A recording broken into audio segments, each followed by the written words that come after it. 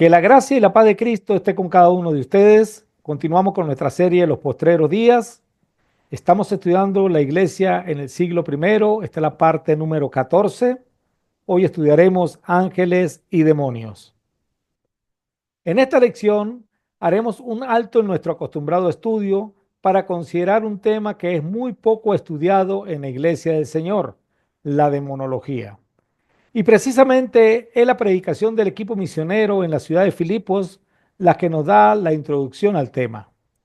Los misioneros Pablo y Silas se encontraron con una muchacha que tenía espíritu de adivinación, Hechos 16:16.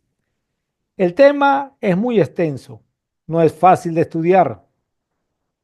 Muchos libros de guerra espiritual se han escrito, manuales para identificar demonios, rituales para exorcizarlos, etc. Comparado con la gran cantidad de material que se consigue respecto al tema, la Biblia cita muy poco, por lo que mucho de ese contenido es especulativo, imaginario, engañoso, proveniente del príncipe de la mentira y del engaño. La palabra de Dios es verdad y liberadora. Por eso no hay nada más seguro que permanecer en ella.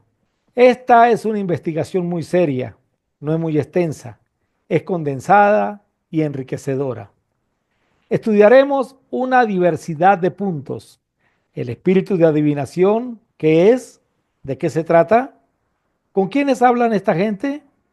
¿Es simple charlatanería? ¿Se puede consultar a los muertos? ¿Son demonios engañadores? Los demonios, ¿quiénes son? ¿De dónde vienen? ¿Cuál es el motivo de su existencia? ¿Cuál es su trabajo o su propósito? De existir, ¿por qué Dios permite su existencia? Analizaremos el don de echar fuera demonios. ¿Es lo mismo que el exorcismo? En la actualidad, ¿se pueden echar fuera demonios? ¿Qué de los que practican hoy día el exorcismo? ¿Quiénes practican hoy día el exorcismo? ¿Es el echar fuera demonios una señal de Dios? ¿Es el exorcismo de Dios? Cada una de estas preguntas las iremos respondiendo a medida que avancemos en el estudio. He aprendido muchísimas cosas realizando este estudio, cosas que hasta hace semanas atrás no había considerado y sé que para usted también puede que las haya. Téngame paciencia y le ruego que no saque conclusiones sino hasta el final del estudio. Permítame desarrollarlo. La idea es que juntos podamos aprender. No lo considero conclusivo, así que si usted puede apoyarme con conocimiento, experiencia, será bien recibido. Cualquier ayuda, comentario, crítica, no lo haga en los comentarios. Escríbame un email y comencemos una conversación. Mi correo es yalmarparedes@gmail.com. Eso sí, que sea bien documentado. La muchacha y el espíritu de adivinación. Aconteció que mientras íbamos a la oración, nos salió al encuentro una muchacha que tenía espíritu de adivinación, la cual daba gran ganancia a sus amos adivinando. Hechos 16:16. Primeramente debo indicar que esta muchacha era una esclava que era explotada comercialmente. También era una esclava espiritual. Estaba poseída por un espíritu de adivinación. ¿Qué o quién es este espíritu de adivinación? Esta, siguiendo a Pablo y a nosotros, daba voces diciendo: estos hombres son siervos del Dios Altísimo, quienes os anuncian el camino de salvación. Y esto lo hacía por muchos días, mas desagradando a Pablo, este se volvió y dijo al espíritu: te mando en el nombre de Jesucristo que salga de ella. Y salió en aquella misma hora. Hechos 16, 17 al 18. Claramente la escritura nos dice que era un espíritu que habitaba en la muchacha. Pablo expulsó a dicho espíritu de la humanidad de ella. El espíritu es llamado espíritu de adivinación. Este espíritu de adivinación, que no es el espíritu de la muchacha, salió de ella y tomó otro camino que la escritura no nos dice cuál fue. Otros espíritus que fueron expulsados por el Señor pidieron ir a unos cerdos, Mateo 8:31. Así como existe un mundo físico, también existe un mundo espiritual. con dimensiones para nosotros desconocidas, pero que de igual manera están bajo la sujeción divina. Seres espirituales. Dios es espíritu y se nos manda a adorarle en espíritu y verdad. Juan 4:24. Los seres humanos creados a imagen y semejanza de Dios, según Génesis 1:26, somos seres espirituales encarnados, visibles, libres de tomar decisiones. Por lo tanto, el Señor desea que le adoremos en espíritu y en verdad. El Señor también creó seres espirituales no encarnados, seres invisibles. Con la misma libertad que tenemos los seres humanos de tomar decisiones, estos reciben el nombre según su jerarquía. Algunos se llaman arcángeles, querubines, serafines, ángeles, etc. El apóstol Pablo escribió, porque en él fueron creadas todas las cosas, las que hay en los cielos y las que hay en la tierra, visibles e invisibles, sean tronos, sean dominios, sean principados, sean potestades, todo fue creado por medio de él y para él. Colosenses 1:16. Los seres espirituales invisibles fueron creados con un propósito. ¿No son todos espíritus ministradores enviados para servicio a favor de los que serán herederos de la salvación? Dijo el autor de Hebreos capítulo 1, versículo 14. Pero no todos estos seres valoraron su cercanía a Dios y el propósito que el Señor les había encomendado. Algunos, siendo liderados por un alto funcionario espiritual del ejército de Dios y ejerciendo su libre albedrío, eligieron desafiar el orden divino y seguir su propio camino. Este ser es conocido en las Escrituras con el nombre de Diablo o Satanás, según Apocalipsis capítulo 12, versículo 9, que significa calumniador, acusador o adversario. El apóstol Pablo escribió a la iglesia en Éfeso que este ejército del mal está en una lucha constante contra los herederos de la salvación. Vestidos de toda la armadura de Dios para que podáis estar firmes contra las acechanzas del diablo. Porque no tenemos lucha contra sangre y carne, sino contra principados, contra potestades, contra los gobernadores de las tinieblas de este siglo, contra huestes espirituales de maldad en las regiones celestes. Efesios 6, 11 al 12. Los demonios son huestes espirituales de maldad. Su propósito es engañar, sobre todo a los que serán herederos de la salvación. En ocasiones, estos demonios utilizan a los seres espirituales visibles, al hombre, para llevar a cabo sus propósitos.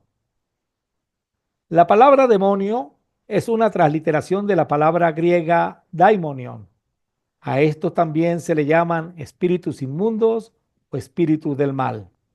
El tema es muy poco estudiado, pero debemos entender de que eran y son una realidad espiritual. Estos individuos son falsos apóstoles, son obreros engañosos que se disfrazan de apóstoles de Cristo. Pero no me sorprende para nada. Aún Satanás se disfraza de ángel de luz. Así que no es de sorprenderse que los que lo sirven también se disfracen de siervos de la justicia. Al final recibirán el castigo que sus acciones perversas merecen. Según de Corintios 11, 13 al 15 en la NTV. El diablo y su ejército de ángeles pueden disfrazarse como seres de luz, en apariencia de bondad, de ministros de justicia, de personas de bien. El engaño es hacernos creer que vienen de Dios cuando en realidad no es así. Pero temo que de alguna manera su pura y completa devoción a Cristo se corrompa, tal como Eva fue engañada por la astucia de la serpiente, según de Corintios 11:3, nueva traducción viviente. Pueden, como la muchacha con el espíritu de adivinación de Hechos 16:16, publicitar a los hombres que anuncian el camino de salvación. ¿Y acaso esto está mal? Aunque era verdad que estos hombres anunciaban el camino de salvación, el hecho de que fuesen anunciados por una persona poseída con espíritu de adivinación podía hacer creer a los hombres que todas las demás cosas anunciadas por ella eran ciertas. Ahí yace el engaño. Lo que proviene del mal, aunque venga disfrazado de bueno, es malo. La lucha angelical. Los ángeles de Dios no son más que espíritus al servicio de Dios y son enviados para ayudar a los que recibirán la salvación. Hebreos 1:14 en la PDT. Los ángeles del mal o demonios son espíritus al servicio del diablo para acechar, rodear, engañar y apartar de la fe a los que serán herederos de la salvación.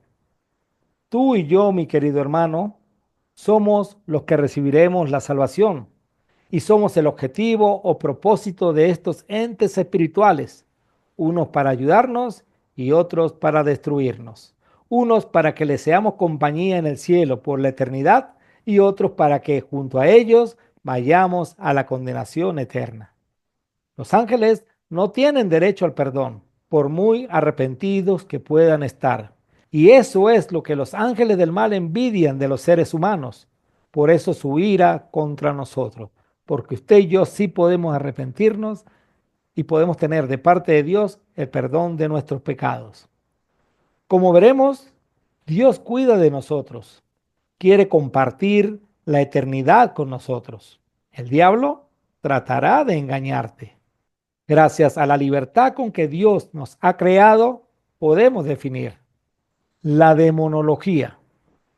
El tema de la demonología es muy atractivo para muchas personas y esa es la razón por la cual hay tanta especulación en el mundo religioso. El deseo de conocer qué hay más allá en el mundo espiritual ha hecho que se hayan escrito muchos libros acerca de la guerra espiritual. Hay un mundo espiritual. Dios nos lo ha revelado, pero también debe bastarnos lo que Él ha dicho al respecto. Dios es soberano y aún los demonios se sujetan a Él. Él puede hacer uso de estos espíritus para su propia conveniencia, como en el caso de Saúl, en 1 Samuel capítulo 16, versículos 14 al 23, que hizo que esta fuera la entrada de David al palacio real, llegando incluso a ser escudero del rey. De manera que esa fue una manifestación del poder y la soberanía de Dios sobre las fuerzas del mal. Usó al demonio para atormentar y al arpa de David para calmarlo. Dios puede hacer, como esta, muchas cosas más. Entre ellas, la autoridad que otorgó primeramente a su Hijo y luego a sus discípulos en el primer siglo para expulsar demonios de su humanidad, tal y como lo hizo Pablo con el espíritu de adivinación de la muchacha en Hechos 16:16. Es en el Nuevo Testamento donde se revela la potestad que Dios ha dado para expulsarlos, tal como ocurrió en los inicios de la iglesia y durante el primer siglo. Más adelante daré prueba de esto. Echar fuera demonios, una señal de Dios. Y estas señales seguirán a los que creen. En mi nombre echarán fuera demonios. Marcos 16:17. Y ellos, saliendo, predicaron en todas partes, ayudándoles el Señor y confirmando la palabra con las señales que la seguían. Amén. Marcos 16:20. Claramente la Biblia nos enseña que el echar fuera demonios es una señal que el Señor usó para ayudar en la predicación del Evangelio y confirmar su palabra. Ese es el propósito principal, así como el de las otras señales que aparecen en el versículo de Marcos 16:17. Muchas personas llaman al acto de echar fuera demonios exorcismo. Pero, y como lo vamos a estudiar, estos son conceptos relacionados, pero no idénticos. El exorcismo.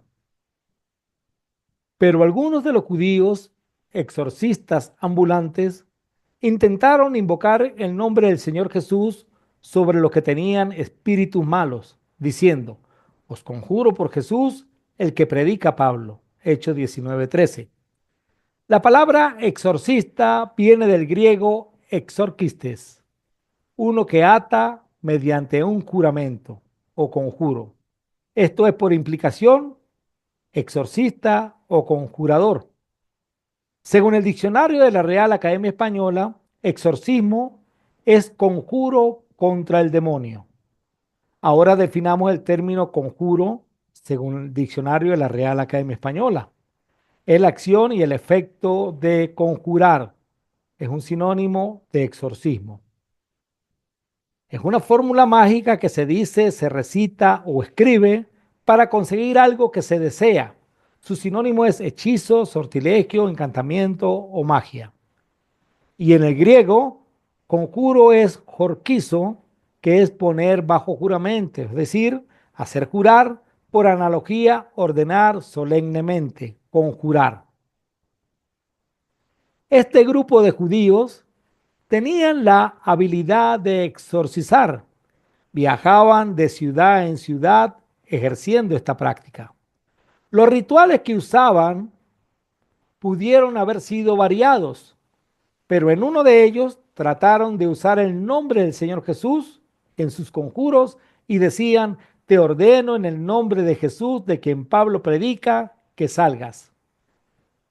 Trataron de usar el nombre del Señor Jesús como un conjuro.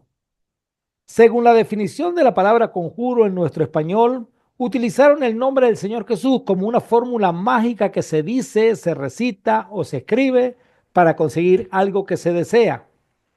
Según la palabra usada en griego corquizo, quisieron poner bajo juramento, es decir, ordenaron solemnemente al demonio para que saliera de ese cuerpo. Y uno de los problemas que se les presentó fue que hicieron un conjuro en el nombre de quien Pablo predicaba, es decir, ni siquiera ellos creían en Jesús. Pero estos no eran cualquier grupo de judíos. La palabra de Dios dice: eran 7 de los hijos de Eseba. ¿Quién era Eseba? Un sacerdote principal. Y estaban exorcizando. Pero en una ocasión que lo intentaron, el espíritu maligno respondió: conozco a Jesús y conozco a Pablo, pero ¿quiénes son ustedes? Hechos 19:15. Es interesante que estos demonios, al igual que el de la muchacha, el de espíritu de adivinación, conocían a los siervos de Dios. Al parecer, lo habían hecho unas cuantas veces, pero en una de ellas, el demonio no los reconoció y el resultado debió haberles dado bastante pena. Entonces el hombre con el espíritu maligno se lanzó sobre ellos, logró dominarlos y los atacó con tal violencia que ellos huyeron de la casa, desnudos y golpeados. Hechos 19:16 NTV. El demonio conoce a la gente, conoce quién es de Dios y quién no es de Dios. Claramente estos hijos de Seba no eran de Dios. Practicaban el exorcismo, pero no era de Dios. Eso sucedió en la ciudad de Éfeso, donde Pablo estuvo predicando por un largo tiempo y haciendo las señales que Dios le permitía hacer para confirmar su palabra, entre ellos echar fuera demonios. Esta historia corrió velozmente por toda Éfeso, entre judíos y griegos por igual. Un temor solemne descendió sobre la ciudad y el nombre del Señor Jesús fue honrado en gran manera. Hechos 19:17 en la NTV. Aprendieron a no usar el nombre de Jesús en vano. El nombre del Señor fue honrado. Muchos de los que llegaron a ser creyentes confesaron sus prácticas pecaminosas. Varios de ellos que practicaban la hechicería trajeron su libro de conjuros y los quemaron en una hoguera pública. El valor total de los libros fue de 50,000 monedas de plata y el mensaje acerca del Señor se extendió por muchas partes y tuvo un poderoso efecto. Hechos 19, 18 al 20 en la NTV. Los que practicaban la hechicería trajeron su libro de conjuro y los quemaron. En ocasiones, estas prácticas exorcistas son pura charlatanería, mas no los demonios. Aquí sucedió el efecto contrario. La no expulsión del demonio hizo que muchos creyeran. Según entiendo, hay una gran diferencia entre exorcizar y echar fuera demonios, aunque ambas se usen para expulsar las huestes de maldad.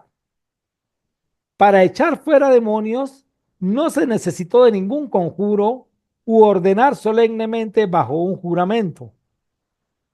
De hecho, cuando Jesús les dio potestad de echar fuera demonios a sus discípulos, no les enseñó ninguna fórmula o conjuro.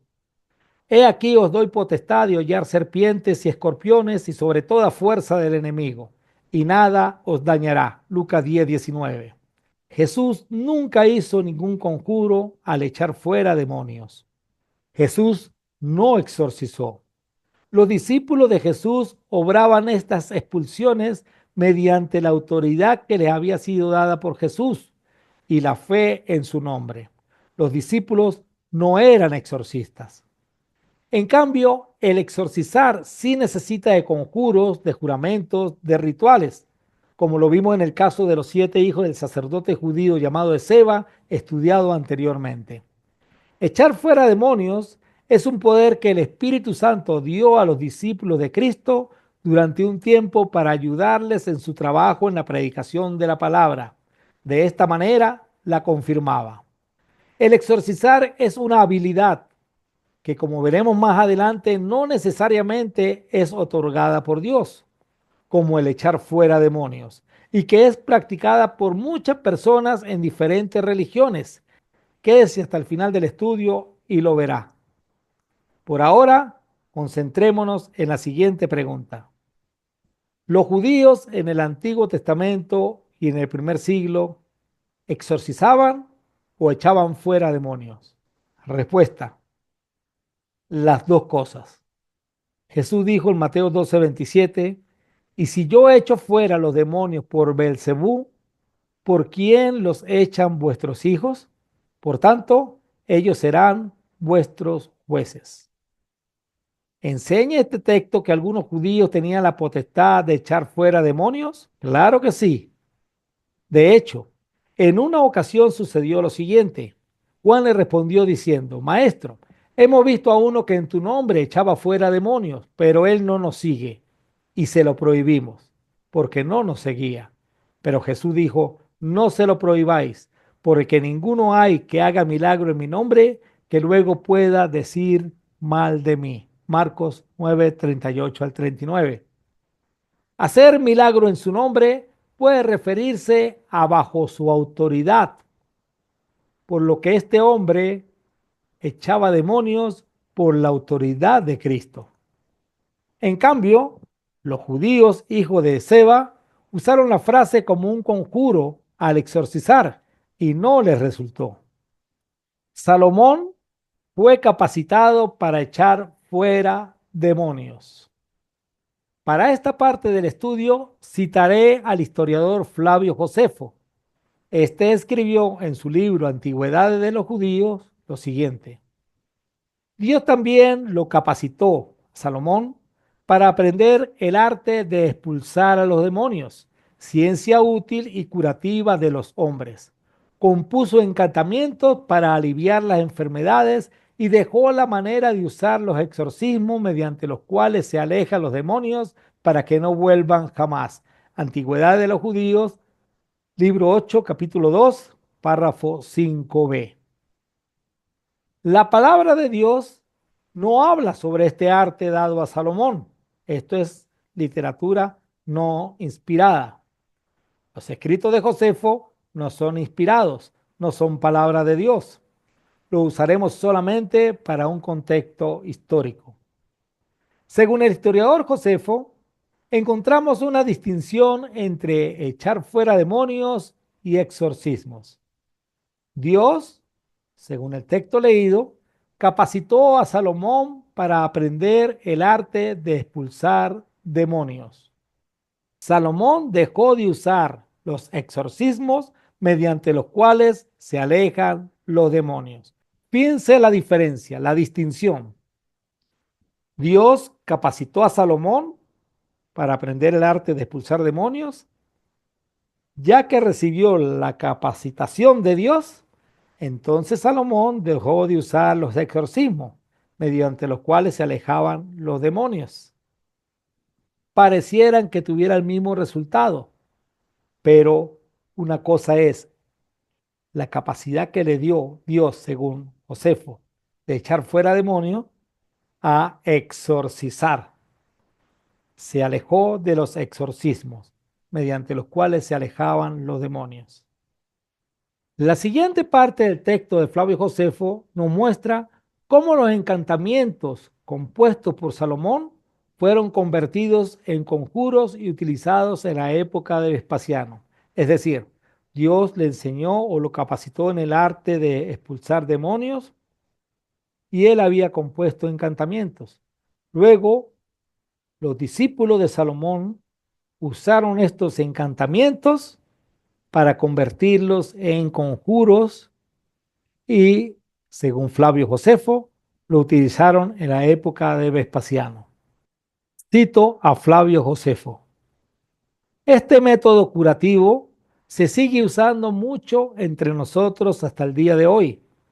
He visto a un hombre de mi propia patria llamado Eleazar librando endemoniados en presencia de Vespasiano, sus hijos y sus capitanes y toda la multitud de sus soldados. Vespasiano fue un general y luego fue emperador del Imperio Romano. Estamos hablando más o menos del año 60 al 69 después de Cristo. Eleazar era judío. Josefo dijo, de entre mi propio pueblo. Ese método había sido común entre los judíos desde la época de Salomón. Dice Josefo, este método curativo se sigue usando mucho entre nosotros hasta el día de hoy. Eleazar era un exorcista. Josefo nos describe el conjuro o el ritual con el que procedía. Sigamos leyendo Josefo. La forma de curar era la siguiente.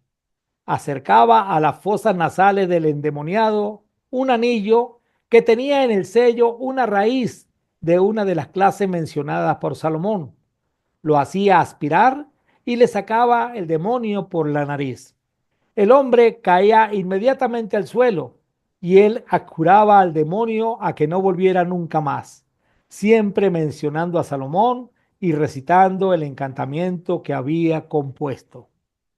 Cuando Eleazar quería convencer y demostrar a los espectadores que poseía ese poder, ponía a cierta distancia una copa llena de agua o una palangana y ordenaba al demonio cuando salía del interior del hombre que la derramara, haciendo saber de este modo al público que había abandonado al hombre.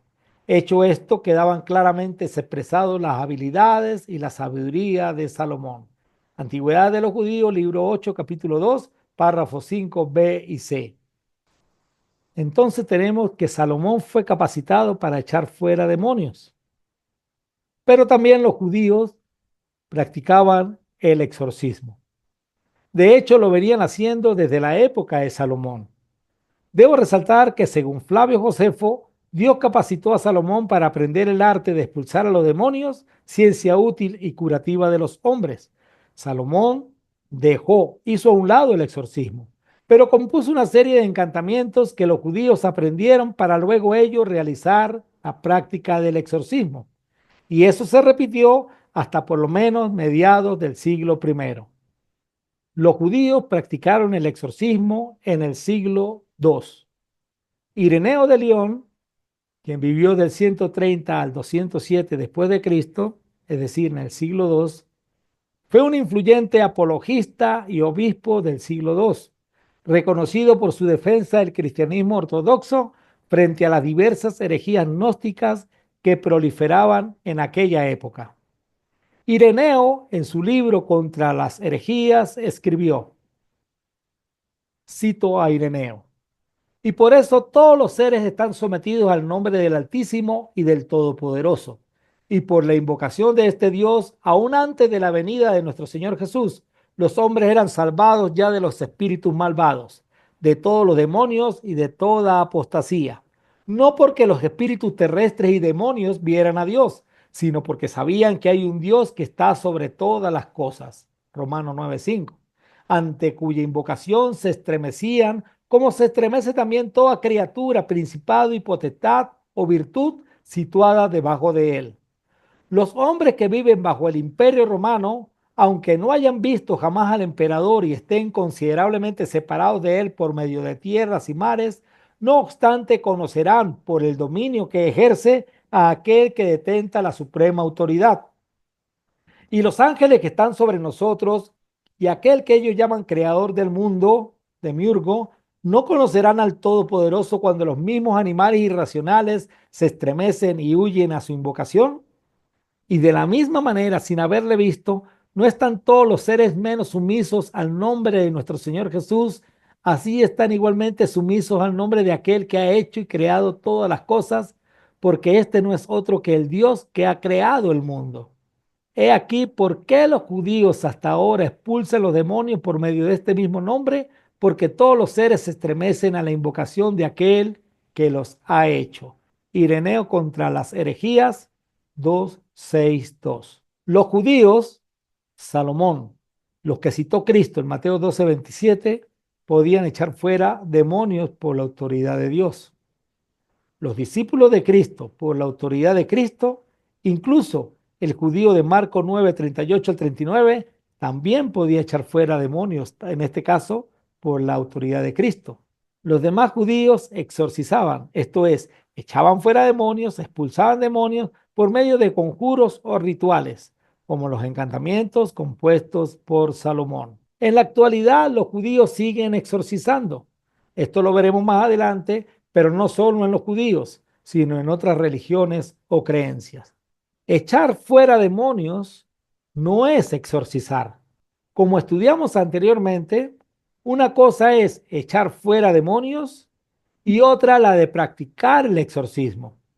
Esta última se efectúa por medio de conjuros e implementos que contrarían la voluntad de Dios, acercándose más a la idolatría. El uso de agua bendita, cruces, libros donde aparecen las fórmulas mágicas y los rituales del exorcismo, etc. Estoy hablando del exorcismo pasado y del moderno. Lamentablemente son muchos los cristianos de buena fe que no han entendido la diferencia entre estas dos formas que, en la práctica, parecieran tener el mismo objetivo: expulsar demonios, solo que parecieran. Pero la realidad escritural es otra. Echar fuera demonios en el cristianismo era una señal que usó Dios para confirmar su palabra en los tiempos de la iglesia primitiva. Antes de considerar el don o la señal de echar fuera demonios, quiero que regresemos al espíritu de adivinación. Este nos servirá de abrebocas. El espíritu de adivinación. Regresemos nuevamente al texto que nos inspiró para hablar del tema. Aconteció que mientras íbamos a la oración, nos salió al encuentro una muchacha que tenía espíritu de adivinación, la cual daba gran ganancia a sus amos adivinando. Hechos 16:16. El texto en griego dice literalmente un espíritu de un pitón. Un pitón es una gran serpiente que se enrolla alrededor de sus víctimas y las quebranta. De ahí viene la palabra pitonisa, cuyos sinónimos son adivinador, adivino, clarividente, vidente, según el DRAE, Diccionario de la Real Academia Española. Según una leyenda mitológica muy extendida por el mundo greco-romano, Pitón era el nombre de la serpiente que en un principio había pronunciado los oráculos en Delfos y que fue muerta por Apolo. La leyenda cuenta que Apolo, hijo de Zeus y Leto, al ser amamantado con néctar e irguiéndose al cuarto día, fue en busca de la serpiente Pitón. Llegó al monte Parnaso y disparó multitud de flechas contra el monstruo hasta acabar con su vida. Tras matar a Pitón, Apolo se hizo con el control del oráculo y lo dedicó a la adivinación. Desde entonces fue conocido como Apolo Pitio. De acuerdo con algunos escritores griegos, los sacerdotes de Pitón eran ventrílocuos. La palabra ventriloquía, según el DRAE, viene del latín venter, tris, vientre, y locus, que habla. Dicho de una persona que tiene el arte de modificar su voz de manera que parezca venir de lejos y que imita las de otras personas o diversos sonidos. Significa literalmente hablar por el estómago. La ventriloquía. Muchos de nosotros conocemos el término ventrílocuo para referirnos a alguien que puede mudar su voz y darle voz a los muñecos, hablando por el estómago y sacando diversidad de voces. El ventrílocuo tiene la capacidad de hacer muchas voces. Los adultos sabemos que los muñecos no hablan, que la voz la hace el ventrílocuo, pero los niños en su inocencia se lo creen. La ventriloquía, la técnica de proyectar la voz para crear la ilusión de que proviene de otra fuente, y lamentablemente es utilizada por algunas personas para simular la comunicación con espíritus. Esta técnica fue usada por muchos engañadores y charlatanes en la antigüedad para hacer que las imágenes hablaran, que los dioses hablaran desde arriba, etc. En esto, los adultos también pecan de inocentes.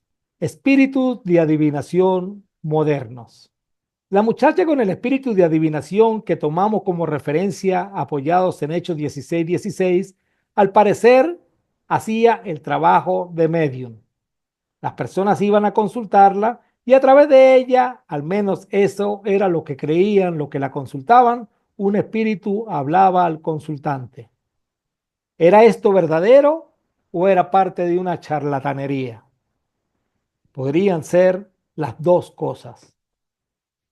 Como estudiaremos, hay gente que tiene esta facultad, pero también hay una gran cantidad de charlatanes que hacen uso de estas prácticas no solamente para engañar a la gente, sino para enriquecerse a costillas de ella. La muchacha de Hechos 16:16 tenía un espíritu de adivinación, por lo que podemos decir que es muy probable que esto acontezca, no solo en aquel tiempo, sino en la actualidad. Sé que esto suena extraño para muchos, incluyéndome, pero desarrollemos el estudio. Hay religiones afrocaribeñas que basan sus creencias y prácticas en grupos étnicos de África Occidental. La santería es una de ellas. Esto tienen, entre otras cosas, el rito de bajar al santo, bajar entre comillas. Este acto de bajar a un santo se conoce como posesión o, entre comillas, montar el santo. Durante este ritual se cree que el espíritu de la persona invocada desciende y toma control del cuerpo del medium, permitiendo que el invocado se comunique directamente con los presentes. Estos individuos, llamados medium o practicantes, buscan convencer a otros de que pueden hablar con personas fallecidas o entidades espirituales. El medium o el practicante comienza a hablar de un modo extraño. La gente cree que es la voz del santo. En el acto anterior, bien podría ocurrir cualquiera de las siguientes posibilidades. La sesión podría no ser más que un espectáculo de charlatanería. El medium, con su dominio de la ventriloquía, crea la ilusión de voces del más allá, hablando desde el estómago para dar vida a los supuestos espíritus. Otra posibilidad es que el medium puede tener la facultad de hablar con los muertos y resulta que la persona sí está hablando con el espíritu del invocado. Y la otra posibilidad es la posesión demoníaca. Si bien la posesión demoníaca es un tema controvertido actualmente, no podemos descartar la posibilidad de que un espíritu maligno esté utilizando al medium como vehículo. Más adelante analizaremos este fenómeno con más detalle. Estudiemos cada una de estas posibilidades. La primera es la más común. Es mucha la gente engañada a través de ella. Son muchos los charlatanes y mucha gente que paga a esos charlatanes. La segunda opción o la segunda posibilidad que nos planteamos fue: el medium puede tener la facultad de hablar con los muertos. Pero, ¿cómo podría hacer esto? ¿Se podrán bajar, como dicen ellos, los espíritus de las personas ya fallecidas? El único que puede saber qué ocurre después de la muerte es aquel que regresó de ella, que además es el autor de la vida, es decir, el Señor Jesús, pero también los que ya han partido. Jesús nos enseña a través de una historia que, por cierto, no es una parábola como algunos la tratan de identificar. Jesús nos enseña lo que sucede con el espíritu después de la muerte. En Lucas 16, 19 al 31 tenemos esa historia real, verídica, narrada por Jesús. La palabra de Dios es verdad y ella nos enseña que los espíritus o las almas de las personas que han muerto van al Hades y de allí no pueden salir. Según Jesús, el espíritu o el alma del rico no podía salir de ese lugar. En esta lección ya hemos estudiado acerca del tema. Si desea más información, estudie la lección número 13, Palabras desde la cruz, primera parte. Voy a dejar en la caja de la descripción. Ahí dejaré el link en este mismo canal de YouTube. Regresando al tema, ¿Cómo podrían consultar a los muertos si estos no pueden salir del Hades? Es una pregunta bien interesante. Ciertamente ningún espíritu puede salir de allá. El único que lo hizo para no volver a entrar a ese lugar fue Jesús. Pero, ¿y si consideramos la posibilidad de que alguien de alguna manera pudiera tener contacto con ese mundo espiritual sin necesidad de que el espíritu salga de allí? Sé que al principio suena como una locura, pero si hay al menos la mínima posibilidad, ¿no deberíamos analizarla? Ciertamente, y como vamos a leer a continuación, Dios prohíbe estrictamente a sus hijos a acudir a medium o espiritistas. El primer texto está en Levítico 19:31, lo voy a leer la NTV. No te contamines al recurrir a los mediums o a los que consultan con los espíritus de los muertos. Yo soy el Señor, tu Dios. La Reina Valera dice a los adivinos. Otro texto está en Levítico 26, lo voy a leer también de la NTV. También me pondré en contra de todo lo que se entregan a la prostitución espiritual al confiar en mediums o en los que consultan a los espíritus de los muertos. Los eliminaré de la comunidad. Y el tercer texto está en Deuteronomio 18:14. Las naciones que estás por desplazar consultan a los adivinos y a los hechiceros, pero el Señor tu Dios te prohíbe hacer esas cosas.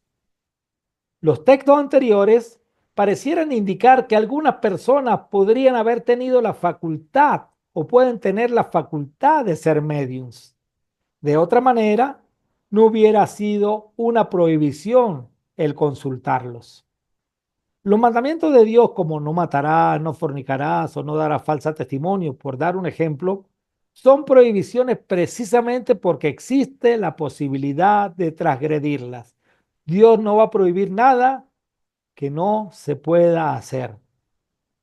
El no ir a los medios era una prohibición muy seria, porque se contaminaban, se entregaban a la prostitución espiritual y porque eran prácticas paganas.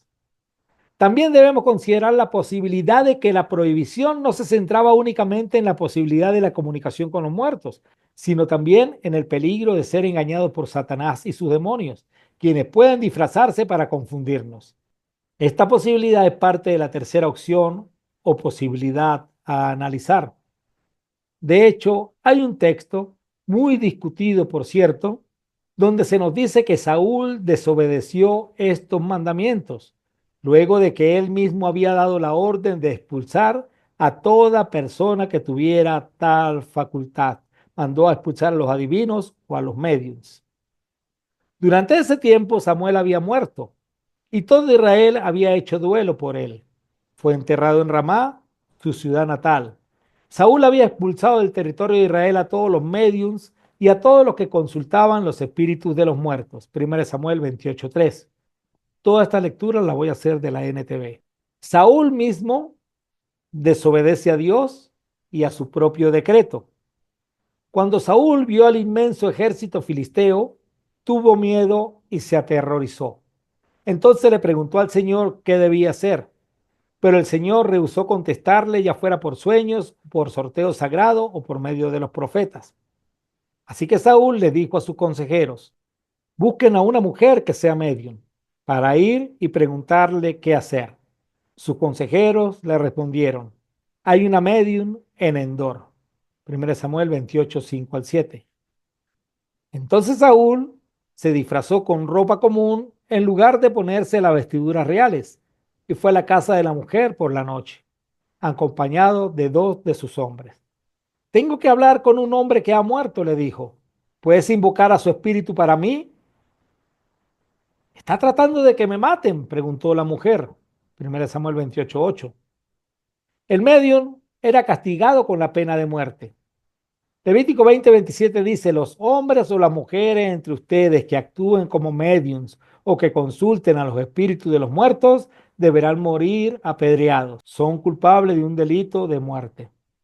Según este texto, no solamente los mediums eran de los pueblos paganos, sino que podía haber gente con esa facultad entre ellos, entre los mismos judíos.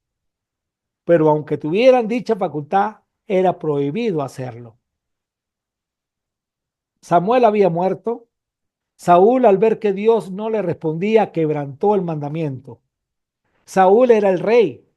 Sabía que si acudía a la medium, podía haber la posibilidad de conectarse con el espíritu de Samuel. El miedo y la desesperación de Saúl lo condujo a esto. Hay quienes piensan que esta mujer era otra charlatán, que lo que hacía era enriquecerse con la ignorancia y desesperación de la gente. La mujer le respondió: usted sabe que Saúl ha expulsado a todos los mediums y a todos los que consultan los espíritus de los muertos. ¿Por qué me tiende una trampa? Pero Saúl le hizo un juramento en el nombre del Señor y le prometió: tan cierto como que el Señor vive, nada malo te pasará por hacerlo. 1 Samuel 28, 8 al 10. La mujer piensa que este hombre viene de parte del rey, aún no sabe que es el rey, y que le está poniendo una trampa. Recuerden que la orden era expulsar a todos los mediums. Saúl la tranquiliza y le dice que nada malo le acontecerá, que necesita de sus servicios. Aún la mujer no sabe con quién está hablando. Finalmente la mujer dijo: bien, ¿el espíritu de quién quiere que invoque? 1 Samuel 28, 11. ¿El espíritu de quién quiere que invoque? ¿Con qué facilidad? Escoja del menú. ¿A quién quiere que te invoque? Wow, increíble. ¿Realmente tenía facultad para invocar o era simplemente otra charlatán? Llama a Samuel, respondió Saúl. La mujer sigue sin saber con quién está hablando. En Israel debieron haber habido varias personas con ese nombre. La mujer ni siquiera se imaginaba a qué Samuel se estaba refiriendo este hombre que aún no sabe que es el rey. Cuando la mujer vio a Samuel, gritó: me engañó, usted es Saúl. 1 Samuel 28, 11 al 14. Hay quienes piensan que el grito de la mujer fue un grito de espanto, que por mucho tiempo había sido una charlatán y que ahora sí se le había aparecido el muerto. Engañado a la gente, pero que ahora invocó y sí se le apareció. Por eso gritó, dicen algunos. Si es así, bien hecho. ¿Quién la manda a estarse entrometiéndose en lo que no le conviene? He leído acerca de que este fue un evento extraordinario donde Dios sí permitió que sucediera. Es decir, que nadie tiene el poder de invocar a los muertos de manera real, que todos son charlatanes, pero que en esta oportunidad Dios lo permitió. Esto dicen también otras personas. Saúl aún no sabía lo que estaba pasando ni a quién estaba viendo esta mujer. Saúl ignoraba lo que estaba pasando en ese momento. La mujer asoció al espíritu aparecido con Saúl. De alguna manera se dio cuenta que era el rey. Este espíritu no era como los demás. Había o tenía algo especial. No tengas miedo, le dijo el rey. ¿Qué es lo que ves? Veo a un Dios subiendo de la tierra, dijo ella. El rey la tranquilizó. ¿Qué es lo que ves? Aún el rey no sabía nada. Veo un espíritu que está saliendo de la tierra, dice la PDT. La palabra aquí es Elohim, que traduce dioses. Otras traducciones dicen: ve un ser superior, es en la Biblia latinoamericana; ve un ser divino, la Biblia de las Américas; un ser celestial, la Biblia textual. La descripción que da la mujer del espíritu que estaba viendo la debió haber asustado. Nunca había visto algo parecido. ¿Qué aspecto tiene?, le preguntó Saúl. Es un hombre anciano envuelto en un manto, le contestó ella. Saúl se dio cuenta de que era Samuel y se postró en el suelo delante de él. 1 Samuel 28, 14. Saúl no lo vio, pero por la descripción se dio cuenta de que se trataba de Samuel, el profeta. ¿Por qué me molestas llamándome a regresar? Le preguntó Samuel a Saúl a través de la medium. Saúl no lo veía. Porque estoy en graves dificultades, contestó Saúl. Los filisteos están en guerra conmigo y Dios me ha dejado y no me responde ni por medio de profetas ni por sueños.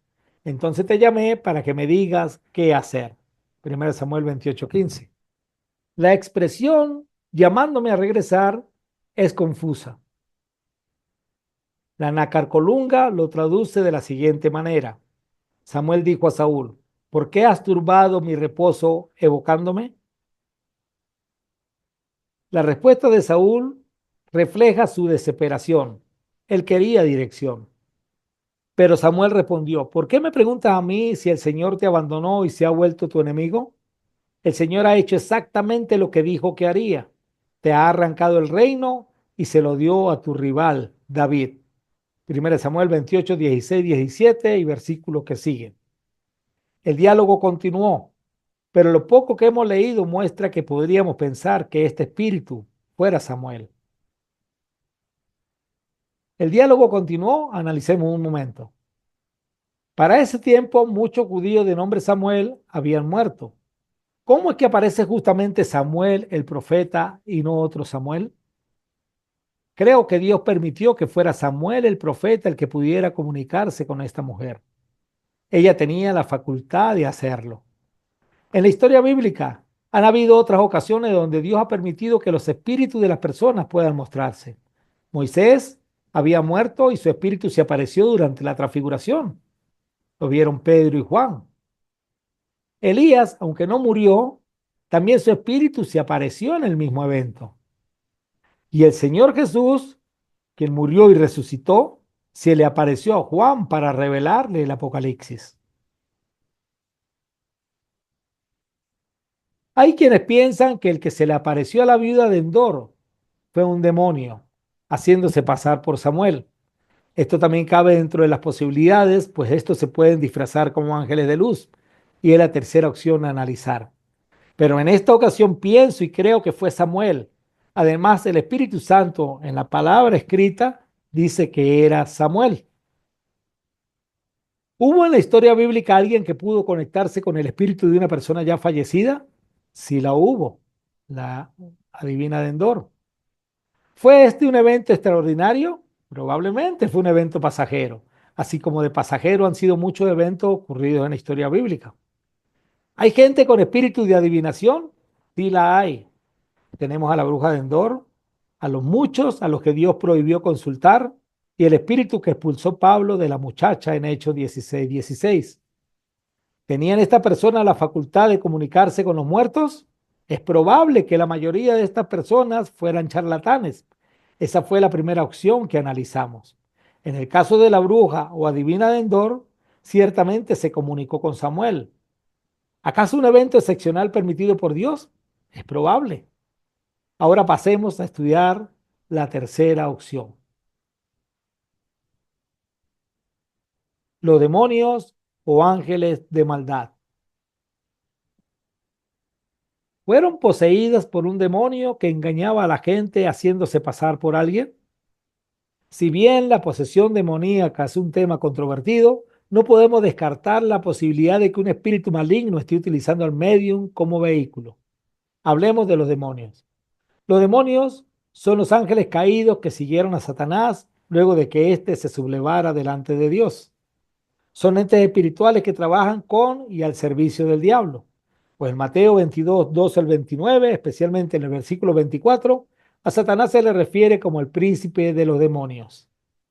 Su objetivo principal es el de llevar a los hombres a la perdición eterna.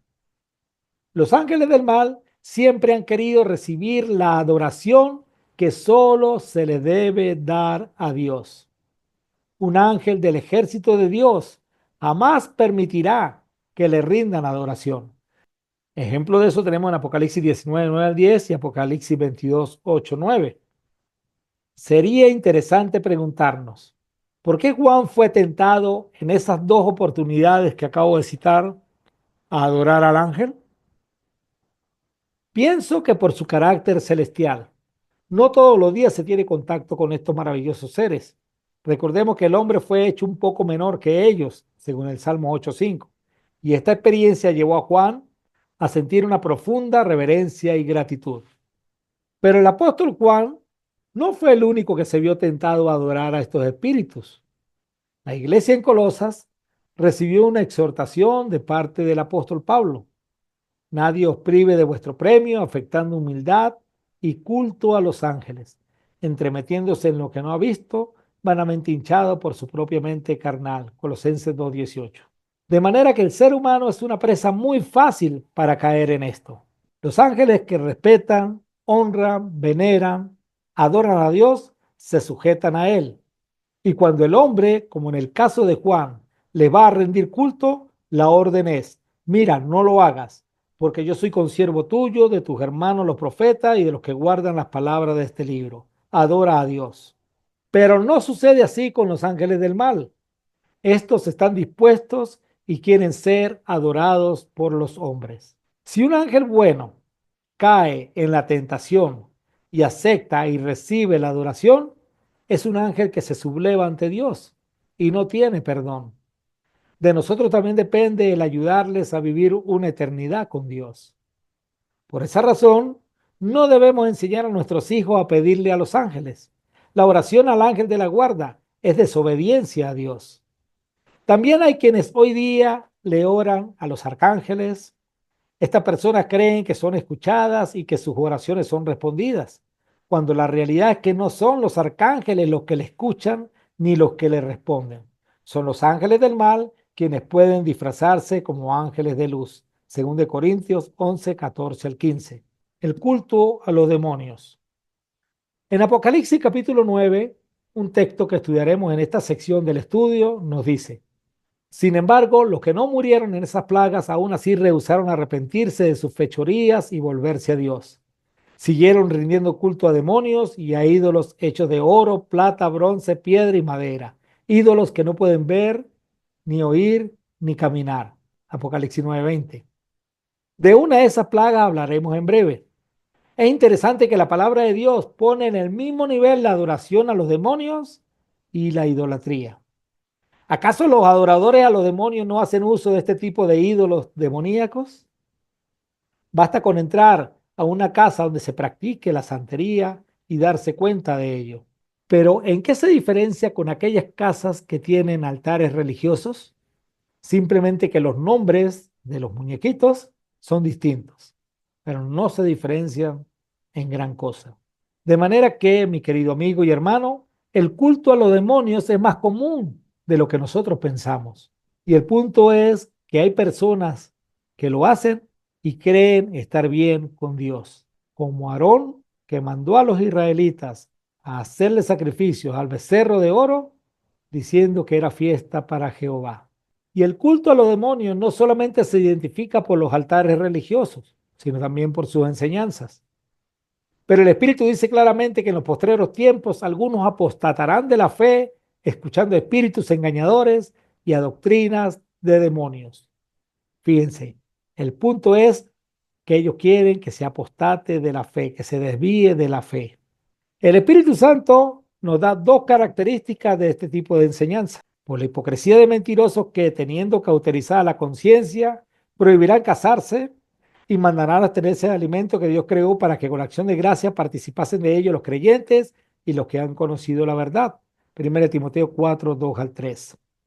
Y son los mismos que enseñan la oración al ángel de la guardia y son sabios en su propia opinión para explicar la permanencia de las imágenes religiosas.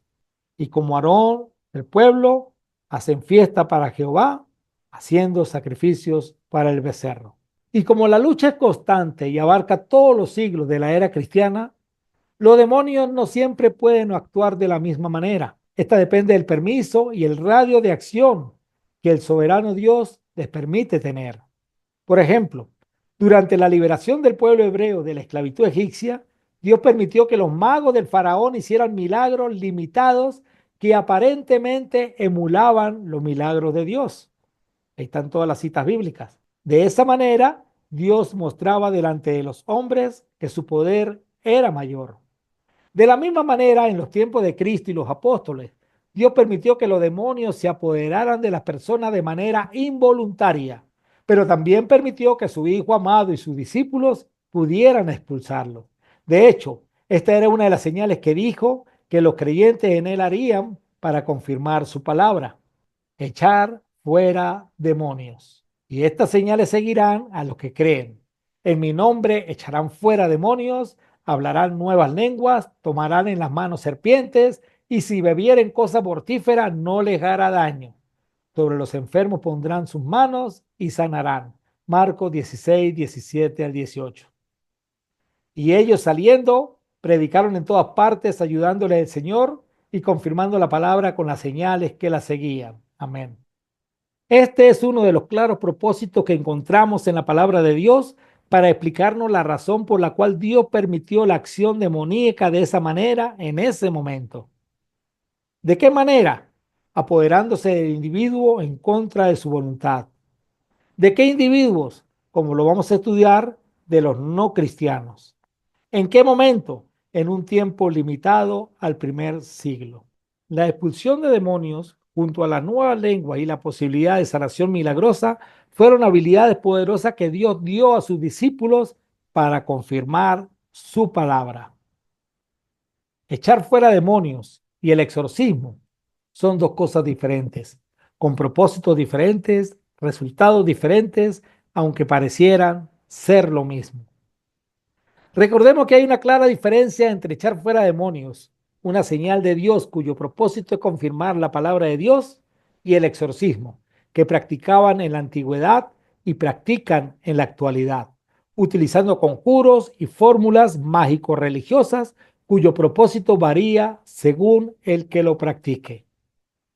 En esta parte del estudio hablaremos del poder de echar fuera demonios, cuyo propósito ya lo hemos comentado y lo vemos en la práctica en el siguiente texto.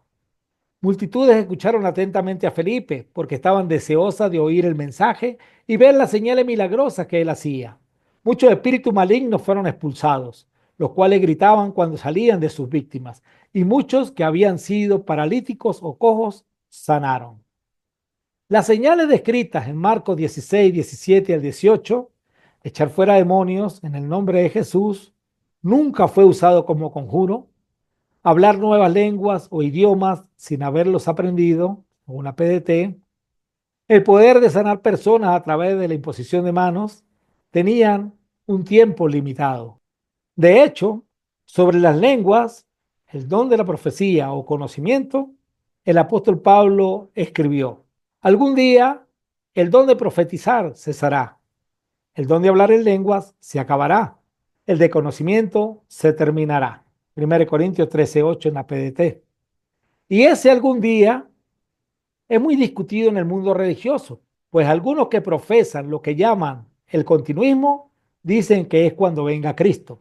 Y los que profesamos lo que algunos llaman el cesacionismo, decimos que eran para confirmar la palabra.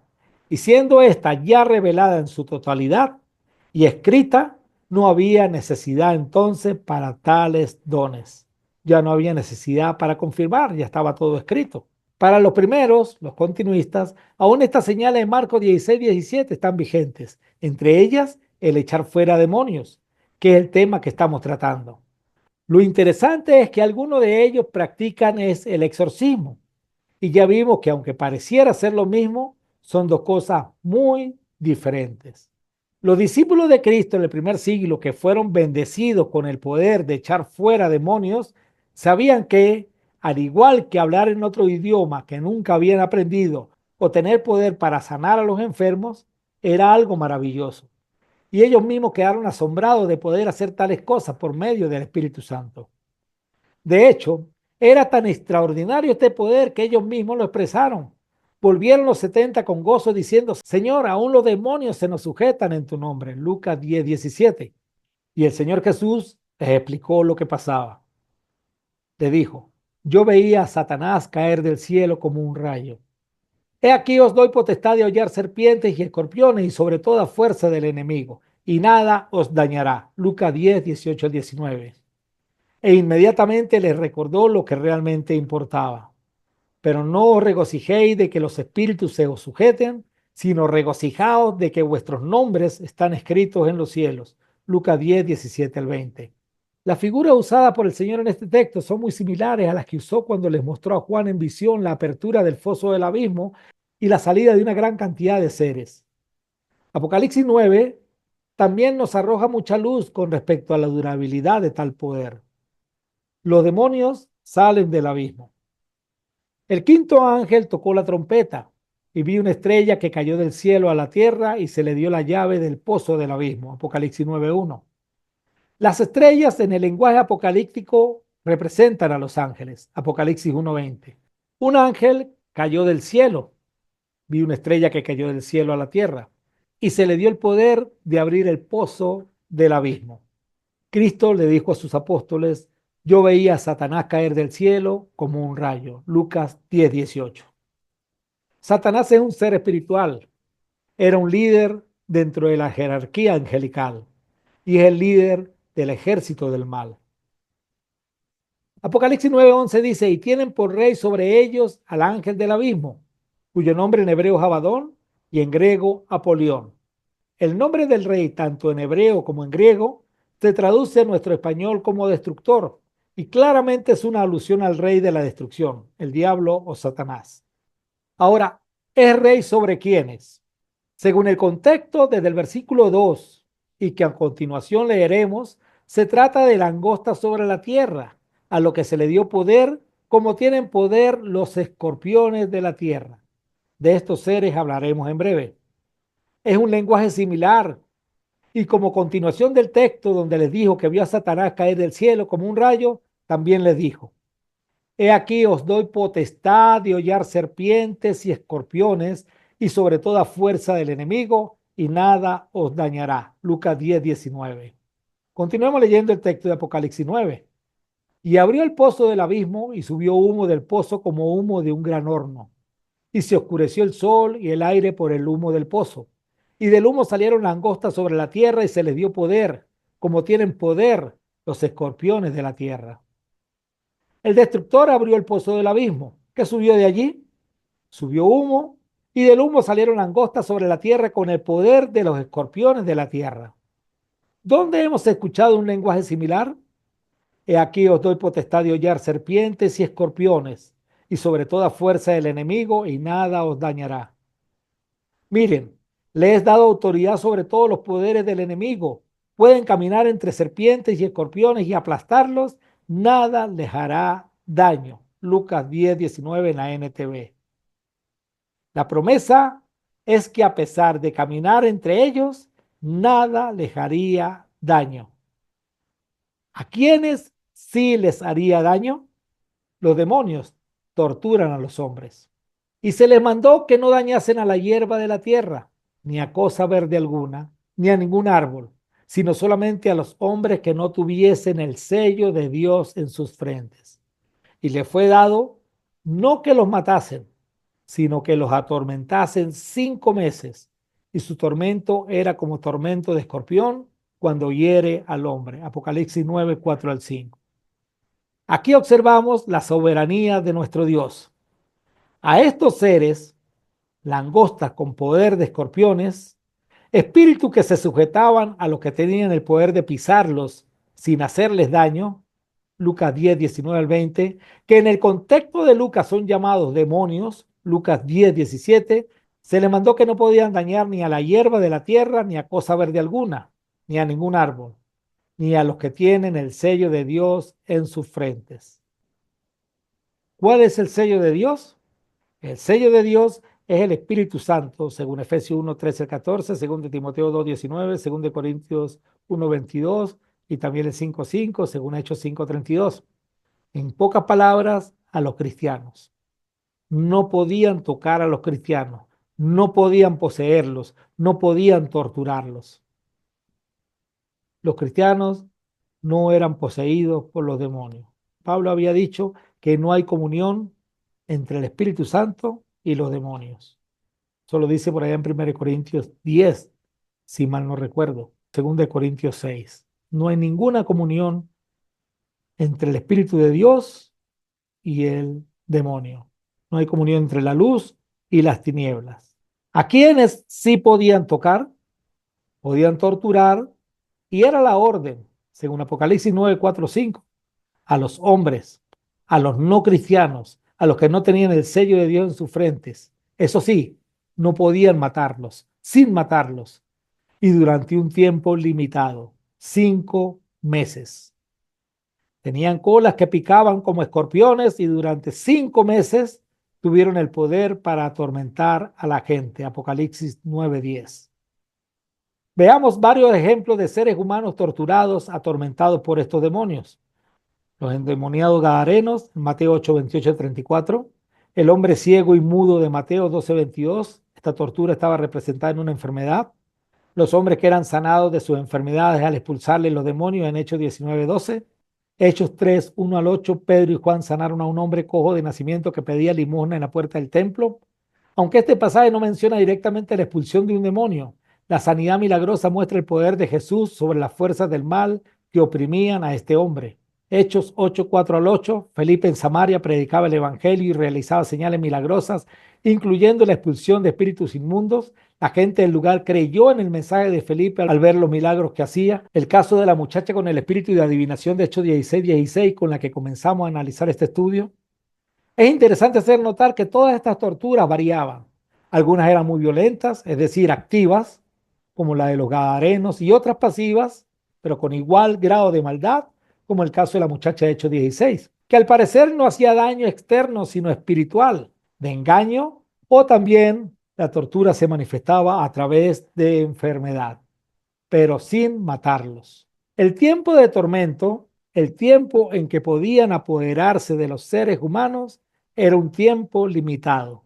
Así como limitado había de ser el tiempo en que los creyentes podían expulsarlos. He aquí, os doy potestad de hollar serpientes y escorpiones y sobre toda fuerza del enemigo y nada os dañará. Pero no os regocijéis de que los espíritus se os sujetan, sino regocijaos de que vuestros nombres están escritos en los cielos. Aquí observamos el contraste entre el tiempo de hollar serpientes y escorpiones, los espíritus se os sujetan, que era limitado, 5 meses según Apocalipsis 9, y la eternidad en los cielos. 5 meses de tormento señalan un tiempo. Es probable que indique el tiempo en que iba a estar el don de echar fuera demonios. 5 meses los ángeles atormentando, 5 meses los discípulos sacándolos de ellos para confirmar la palabra de Dios. ¿Será el mismo tiempo en que se debía confirmar la palabra de Dios mediante estas señales? ¿En qué tiempo sucede Apocalipsis 9? Según la línea del tiempo que hemos trazado en estas lecciones, Apocalipsis 9 es parte de la quinta trompeta. Ahí tenemos en pantalla la línea del tiempo. Tenemos el segmento donde tenemos marcados los puntos 3, 4 y 5. El punto 3 representa la muerte de nuestro Señor Jesús. 40 más días más tarde está el punto 4, que es la ascensión del Señor. Apocalipsis 5 y Apocalipsis 12 nos narra acerca de cuando Jesús asciende al cielo. Y ahí suceden dos eventos. Le podemos señalar el punto 4 y hay dos eventos. El evento de la parte de arriba y el evento de la parte de abajo. Hablemos del evento de la parte de arriba. Satanás es expulsado a la tierra y viene a hacer guerra contra la mujer, es decir, contra la iglesia. Entonces el dragón se llenó de ira contra la mujer y se fue a hacer guerra contra el resto de la descendencia de ella, los que guardan los mandamientos de Dios y tienen el testimonio de Jesucristo. Vino a hacer guerra contra los cristianos. Esta guerra duró hasta el punto número 5 y duró aproximadamente 42 meses, según Apocalipsis. ¿Por qué 42 meses? Es el tiempo que se le dio a Satanás para actuar. 42 meses, Apocalipsis 13, 5 al 7. Es el tiempo en que la iglesia iba a ser sustentada, 1260 días. Un tiempo más 2 tiempos más tiempo y medio, que son 3 años y medio o 3 tiempos y medio, representan 1260 días, que representan 42 meses. El segundo evento, que lo tenemos en la parte de abajo del punto 4, representa la ascensión del Señor. Jesús recibe de parte del Padre un libro, 7 sellos, 7 trompetas y 7 copas. Apocalipsis 9 nos describe lo que sucede durante la quinta trompeta Y según el texto, su tiempo es limitado, 5 meses. Y le fue dado no que los matasen, sino que los atormentasen 5 meses, y su tormento era como tormento de escorpión cuando hiere al hombre. Apocalipsis 9:5. Estos 5 meses están incluidos dentro de los 42 meses en la línea del tiempo que tenemos señalada ahí. Y durante este tiempo, los demonios no podían matar. Los 42 meses se cumplen, en el punto 5, cuando Satanás es nuevamente apresado. Apocalipsis 21. Y esto sucedió justamente cuando cayó Roma. Apocalipsis 18 al 19. Es un tiempo profético, como todos los tiempos de los cuales estamos hablando, que abarca desde que Satanás fue expulsado a la tierra, punto 4, hasta la caída de Roma, punto 5. En el tiempo histórico, abarca desde el año 33 que murió Cristo hasta aproximadamente el año 476 de la era cristiana. 443 años, es decir, 4 siglos y medio. ¿Cómo lo sabemos? Porque eso sí lo dice la historia. 5 meses fue el tiempo limitado que se le dio a los demonios para torturar a los hombres en posesión involuntaria. O sea, se apoderaban de la gente, de los no cristianos, de manera involuntaria, quisieran o no quisiera esta gente. Estos 5 meses fueron los primeros de los 42, equivalente al primer siglo de nuestra era. Para mayor información al respecto y de cómo analizo todo este cuadro, te invito a ver nuevamente la lección número 24 en esta serie de estudios, la estrategia de Dios, la apertura de los sellos, en este mismo canal de YouTube. De estos 42 meses, 5 meses es el tiempo que dice Apocalipsis 9 en que los demonios iban a torturar a los seres humanos sin matarlos. Los 5 meses están ubicados al principio de los 42, tiempo que abarca desde que Cristo comienza a reinar, expulsa al diablo y comienza la guerra espiritual. Durante este tiempo, los 5 meses, la iglesia de cierta manera tuvo paz y creció. Los no creyentes eran torturados por los demonios. Los discípulos echaban fuera a los demonios, la palabra de Dios era confirmada y la iglesia crecía. Son los inicios de la era apostólica, de los viajes misioneros. La palabra de Dios era predicada y confirmada por las señales, entre ellas la expulsión de demonios. Según Apocalipsis 9:5, los demonios poseerían y torturarían a los no creyentes sin matarlos. Según Lucas 10:19, algunos creyentes tendrían la potestad de expulsarlos, y según Marcos 16:17, era para confirmar la palabra. Armado el rompecabezas. Pero esto sucedería en un tiempo limitado de 5 meses que, según creo y lo vuelvo a decir, están ubicados al comienzo de los 42 meses de la guerra espiritual, antes de la caída de Roma, Apocalipsis 18 y 19, y que Satanás sea nuevamente apresado, como también lo menciona la Escritura. Apocalipsis 22 al 3 dice: y prendió al dragón, la serpiente antigua, que es el diablo y Satanás, y lo ató por 1000 años, y lo arrojó al abismo, y lo encerró, y puso su sello sobre él para que no engañase más a las naciones hasta que fueran cumplidos 1000 años. Y después de esto debe ser desatado por un poco de tiempo. No es el objetivo de esta lección estudiar sobre los 1000 años en que Satanás es atado, que corresponden a los mismos 1000 años en que los mártires iban a reinar juntamente con Cristo. Lecciones más adelante vamos a estudiar bien este punto, en esta misma serie de estudios. Por lo que creo firmemente que la posesión demoníaca, uno o más demonios tomando control de un individuo en contra de su voluntad, fue un fenómeno restringido a los tiempos de Cristo y los apóstoles. Al leer a través de la página del Nuevo Testamento, aunque continuamos siendo advertidos de la influencia de Satanás y de sus fuerzas, la mención de casos en que Satanás o los demonios toman posesión de alguien contra su voluntad es cada vez menor. De hecho, todas las señales de las cuales habla Marcos 16, 17 al 18, cuyo propósito está en el verso 20, fueron menguando. Conocemos de estos dones por los evangelios, por el libro de Hechos y por algunas cartas, como la primera carta de Corintios, pero ya en los escritos de Juan a final del siglo I se menciona muy poco o nada. Veamos, en el tiempo del primer siglo. Según el Nuevo Testamento, el tiempo de la actividad de posesión demoníaca ocurrió durante el primer siglo, tiempo en que se iba predicando el evangelio, Dios confirmando su palabra a través de las señales. Una de ellas era echar fuera demonios, Marcos 16, 17. Y al mismo tiempo Dios iba revelando su palabra y guiando a toda la verdad, como le había prometido a sus discípulos en Juan 16, 13. Y estos la iban plasmando en escritura a través de los evangelios y las cartas. Todo esto lo tenemos en los 27 libros o cartas del Nuevo Testamento. Los evangelios narran el tiempo del ministerio de Cristo, desde el año 30 al 33. Durante este tiempo hubo bastante posesión demoníaca. Estos libros fueron escritos por Mateo, Marcos, Lucas y Juan durante la era apostólica en el primer siglo. El libro de Hechos fue escrito antes del año 64 y ahí se narra o se describe parte de la historia de la iglesia naciente, 33 después de Cristo, hasta el viaje de Pablo a Roma antes del 62. La primera carta a los Corintios, en la que se describe el uso de una gran cantidad de dones y señales milagrosas, fue escrita en la ciudad de Éfeso en el año 56. Es una de las cartas donde se nos describe con mayor detalle la presencia de los dones espirituales, señales para confirmar la palabra predicada.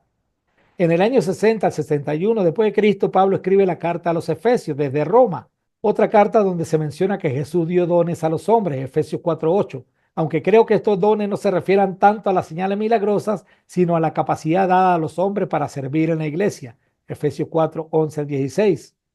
En las últimas cartas escritas luego del 64, según de Timoteo, que fue escrita en el 67, probablemente segunda de Pedro, antes del 68, la carta de Judas y Hebreos, antes del 70, y en las escrituras de Juan, Evangelio y cartas escritas a finales del siglo I, no se mencionan actividades de posesión demoníaca, mas sí se mencionan las otras maneras en que el diablo actúa.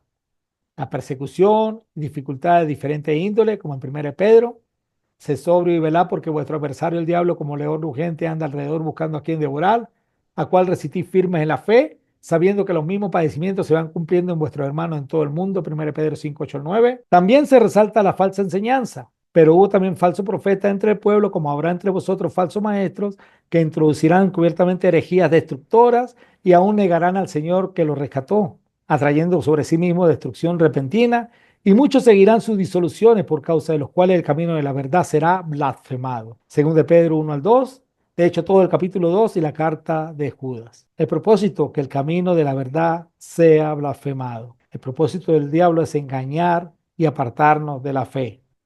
El don de echar fuera demonios o cualquier otra señal milagrosa no es garantía de salvación. Y aun siendo el expulsar demonios y otros dones especiales señales tan maravillosas, estas no eran sinónimo de salvación para el que la practicara. No todo el que me dice Señor, Señor entrará en el reino de los cielos, sino el que hace la voluntad de mi Padre que está en los cielos. Muchos me dirán en aquel día, Señor, Señor, ¿no profetizamos en tu nombre? Y en tu nombre echamos fuera demonios, y en tu nombre hicimos muchos milagros. Y entonces le declararé, nunca os conocí, apartados de mí, hacedores de maldad. Mateo 7, 21 al 23.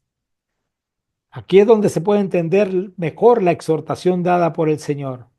No regocijéis de que los espíritus se os sujetan, sino regocijaos de que vuestros nombres están escritos en los cielos. Y nuestros nombres pueden ser inscritos en los cielos solo si hacemos la voluntad del Padre. ¿Y qué de nuestro tiempo? Siglo XXI. Pero aunque no haya actividad de posesión demoníaca involuntaria y Satanás haya sido atado, Apocalipsis 21 al 3, no significa que éste no tiene acción. Su campo de acción está limitado. Acuérdese que está atado con una cadena, pero significa que tiene un radio de acción. Someteos pues a Dios, resistid al diablo y huirá de vosotros, escribió Santiago. Sé sobrio y velad, porque vuestro adversario el diablo, como león rugiente, anda alrededor buscando a quien devorar, escribió el apóstol Pedro. Si caemos en su radio de acción, caemos en sus garras. Hoy día, la posesión demoníaca es voluntaria, no es involuntaria como en aquel tiempo. Los demonios actuarán y poseerán al ser humano si éste se lo permite, si le abre las puertas al diablo, si cae en su radio de acción. Más adelante hablaré un poquito más de esto. El diablo y sus demonios siguen torturando hoy día y matando físicamente, contrario a lo que hacían en el tiempo limitado de Apocalipsis 9, pero también lo hacen espiritualmente. matan espiritualmente. Hablemos un momento acerca del exorcismo en la actualidad. Esto es lo que se dice de los exorcismos en la actualidad. Exorcistas de todo el mundo reportan un aumento alarmante en la actividad demoníaca. El exorcismo es un rito religioso o espiritual cuyo propósito es expulsar a una entidad maligna o demoníaca que se cree que ha tomado posesión del cuerpo o espíritu de una persona, lugar u objeto. Echar fuera demonios y el exorcismo son dos cosas diferentes, con propósitos diferentes, con resultados diferentes, aunque parecieran ser lo mismo. El echar fuera demonios tenía el propósito dado por el mismo Señor Jesús de confirmar la palabra de Dios mientras ésta iba siendo predicada. Marcos 16, 17 y 20. Este iba a tener un tiempo limitado, como ya hemos estudiado. El exorcismo, como lo vamos a estudiar, no tiene el mismo propósito. Y los resultados tampoco son lo mismo. Diferentes perspectivas sobre el exorcismo. En el judaísmo actual, ya estudiamos al principio del estudio, en el judaísmo en los tiempos de Salomón hasta el siglo II. Ahora estudiamos en el judaísmo actual. La perspectiva actual del exorcismo en el judaísmo es diversa. Mientras que algunas comunidades y personas mantienen las creencias y prácticas tradicionales, otras adoptan una visión más racionalista y consideran la posesión demoníaca como un problema psicológico o una metáfora de luchas internas. Es importante señalar que el exorcismo no es una práctica común en el judaísmo moderno y no existe un procedimiento estandarizado para llevarlo a cabo. Algunos judíos modernos, practicantes del exorcismo, utilizan los siguientes salmos como ritual de sanación: Salmo 91, 23, 121 y el 18. No utilicé la palabra conjuro, pues este es definido como una fórmula mágica que se recita o escribe para invocar una fuerza sobrenatural y lograr un objetivo específico. A menudo los conjuros se asocian con rituales y creencias en poderes ocultos. En la cristiandad, definiéndola como la gran cantidad de denominaciones que surgieron de la división de la Iglesia del Señor. La perspectiva actual en la cristiandad es diversa y varía entre las diferentes denominaciones y corrientes teológicas. A continuación, se presentan algunas de las perspectivas más comunes. En la Iglesia Católica reconoce la existencia de la posesión demoníaca y tiene un ritual formal para el exorcismo, contenido en el Rituale Romanum. Práctica. Los exorcismos son realizados por sacerdotes especialmente designados y autorizados por el obispo. Se requiere un discernimiento cuidadoso para distinguir entre una posible posesión demoníaca y problemas de salud mental o emocional. Énfasis: se enfatiza la importancia de la oración, los sacramentos y la fe en la lucha contra el mal. Iglesias protestantes. Diversidad de creencias. Algunas denominaciones protestantes, especialmente las pentecostales y carismáticas, creen en la posesión demoníaca y practican el exorcismo. Otras denominaciones tienen una visión más simbólica o metafórica del mal. Énfasis en la autoridad de Cristo. Se destaca la autoridad de Cristo sobre los demonios y la capacidad de los creyentes para resistir al mal a través de la fe y la oración. Enfoque en la liberación. Algunas iglesias se centran en la liberación de influencias demoníacas a través de la oración, el arrepentimiento y la confesión de pecados. Al igual que en el judaísmo, la iglesia protestante no utiliza conjuro en el sentido tradicional, pero sí practican oraciones de liberación y rituales específicos en el contexto del exorcismo, basándose en principios bíblicos y buscando la ayuda y la guía de Dios. Ambas partes de la cristiandad católica y protestante utilizan entre sus rituales el nombre de Cristo.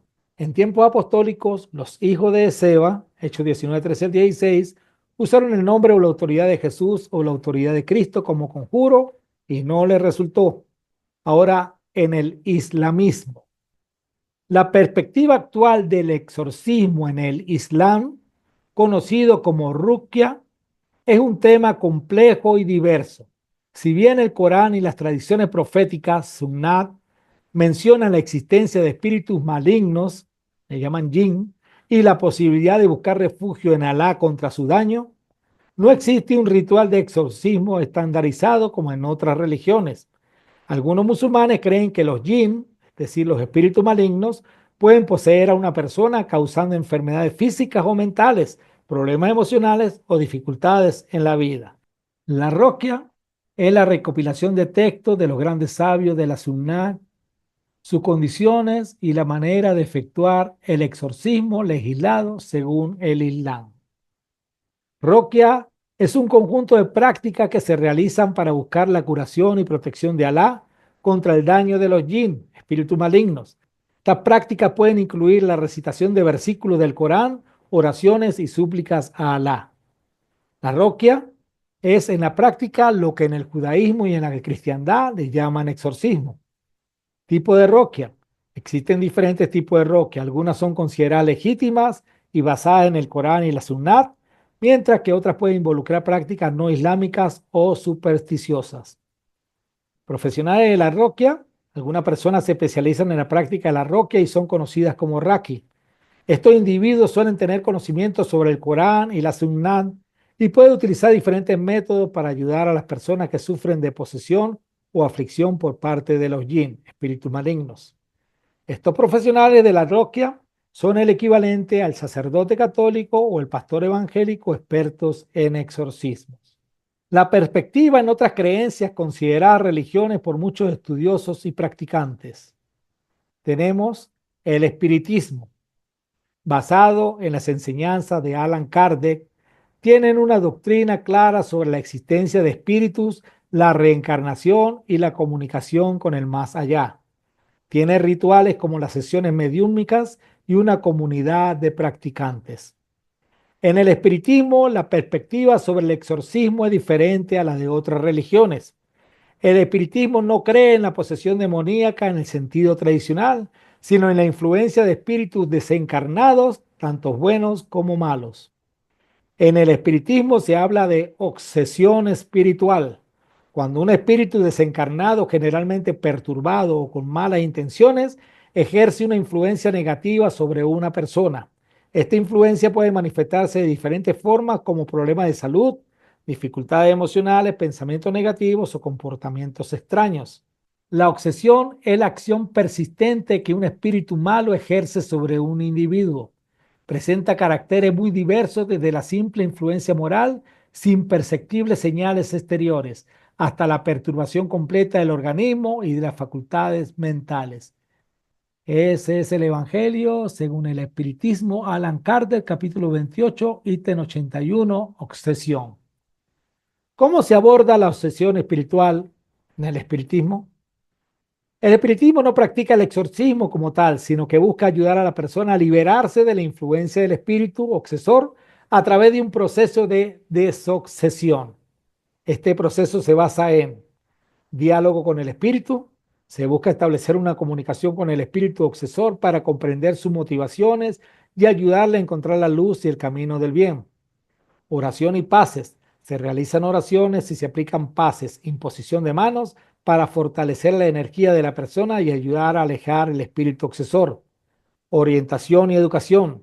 Se brinda orientación y educación tanto a la persona afectada como al espíritu obsesor, explicándole las leyes espirituales y la importancia del bien. Tratamiento médico y psicológico. En muchos casos se recomienda buscar también ayuda médica y psicológica para abordar posibles problemas de salud mental o emocional que puedan estar relacionados con la obsesión espiritual.